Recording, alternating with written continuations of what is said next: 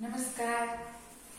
તો હવે આપણે સ્વાધ્યાય 8.1 ની અંદર પ્રશ્ન નંબર 4 સુધી જોઈ ગયા છીએ. અત્યારે પ્રશ્ન નંબર 5 જોવાનો છે. તો એમાં જોઈએ, એમાં થોડુંક આપણે વધારે સમજવું પડશે, બરોબર? પ્રશ્ન નંબર 5 ની અંદર રકમ આપણને થોડીક અટપટી લાગે છે, પણ આપણે બે વખત વાંચીએ એટલે આપણને સમજાઈ જશે. તો જોઈએ પ્રશ્ન નંબર 5. બિંદુઓ P, Q, R, S, T, U, A અને B સંખ્યા રેખા પર એવી રીતે આવેલા છે કે જ્યાં TR બરાબર RS બરાબર SU અને AP બરાબર PQ બરાબર QB થાય, તો P, Q, R અને S વડે દર્શાવતી સમય સંખ્યાઓ લખવાની છે. હવે આમાં આપણને કાંઈ સમજાતું નથી. ફરીથી એક વખત જોઈએ. એક સંખ્યા રેખા આપી છે, એની ઉપર આપણને U, S, R, T, A, P, Q, B એવા 4 બિંદુઓ દર્શાવેલા છે સંખ્યા રેખા પર, બરોબર? ફરીથી હજી એક સમજીએ તો આ ઋણ પૂર્ણાંક બાજુ સંખ્યાઓ બતાવેલી છે, આ A, P, Q, B એ ધન બાજુ બતાવેલી છે. તો હવે સૌપ્રથમ તો આપણે સમય સંખ્યાઓ મેળવવા માટે તો સંખ્યાઓ જોઈએ. આમાં કોઈ સંખ્યાઓ આપણને આપેલી નથી, તો આપણે એની સંખ્યાઓ શોધવી પડશે. સંખ્યાઓ આપણને આપેલી નથી, તો આપણે સંખ્યાઓને શોધવાની છે. હવે તમે જુઓ તો આ P છે એ આ સંખ્યાઓનો કેટલામો ભાગ છે?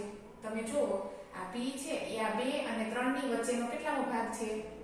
તમે કયો. 1/3 ભાગ છે આ, બરોબર છે? આ P છે એનો ત્રીજો ભાગ બને છે, 1/3 ભાગ. એના પછી આ Q છે તો એ કેટલામો ભાગ કહેવાય? બીજાના છે 2/3. એ એનો બીજો ભાગ બને છે. સમજે છે? P છે એ શું કહેવાય? તો કે 1/3 ત્રીજામો ભાગ બતાવે છે બંનેની સંખ્યા વચ્ચે. એવી રીતના Q છે એ બીજો ભાગ બતાવે છે. તો એવી રીતે આપણે આમાં પણ આના ભાગ પાડવાના છે. તો આ R છે એ આનો કેટલામો ભાગ બતાવે છે? તો R છે એ આપણે માઈનસ, આ બાજુ માઈનસ છે પણ એ ભાગ તો કેટલામો છે? 1/3 અને આને 2/3. આવી રીતે આને પેલા આપણે સંખ્યામાં ભાગ પાડ્યા છે.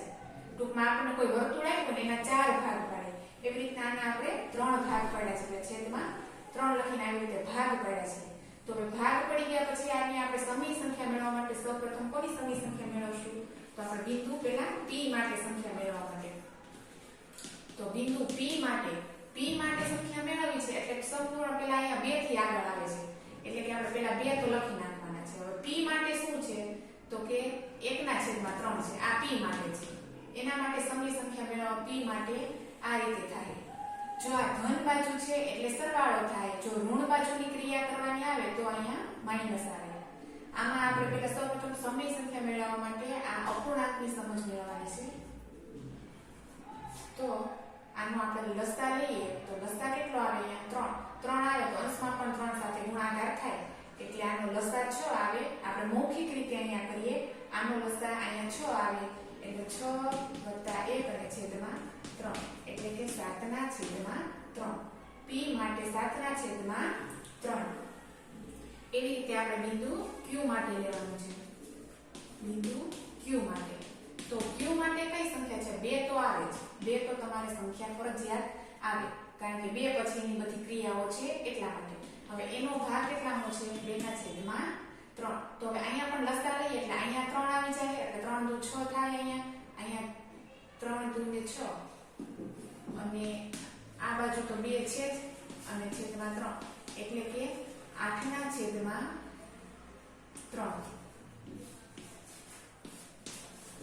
આ આપણે Q માટે જવાબ છે. એવી રીતે P અને Q માટે મળી ગયો છે. તો હવે એવી રીતે અહીંયા આપણે S માટે મેળવવાનો છે જવાબ. તો આપણે S અને R માટે, તો બિંદુ આપણે પેલા P, Q, R માટે મેળવીએ. તો R માટે પેલા શું લેવાનું છે? -2 લેવાનું છે. તમને અહીંયા -2 પછીની ક્રિયા કરવાની છે એટલે -2 ફરજિયાત, અને ઋણ બાજુ જવાનું હોય એટલે માઈનસની ક્રિયા કરવાની છે. હવે આપણે સરવાળા બાદબાકીમાં લસા લેતા હતા એવી રીતે અહીંયા 3 દુ 6 પણ કેવા 6? 3 દુ 6 -6 અને અહીંયા 3 દુ 6 એટલે -6 છેદમાં 3 અને અહીંયા -1 એટલે આ માઈનસ પ્લસ થઈ જાય અને -7/3 જવાબ મળે. એવી રીતે લેવાનું છે અને 1 પછી આપણે સંખ્યા લઈશું એટલે 1 ના છેદમાં એટલે અહીંયા લસા આવશે આપણો 3 અને અહીંયા આવશે 4 એવી રીતે બિંદુ S માટે આપણે હવે લઈએ તો 1 માઈનસ અને કયું છે 2 ના છેદમાં 3 બરાબર -3 -2 છેદમાં આવે 3 માઇનસ માઇનસ પ્લસ છેદમાં 3 આવે છે તો જે આ આપણી p બરાબર 7 ના છેદમાં 3 q બરાબર 8 ના છેદમાં 3 r બરાબર -4 ના છેદમાં 3 અને s બરાબર -5 ના છેદમાં 3 તો આ આપણી સમય સંખ્યાઓ છે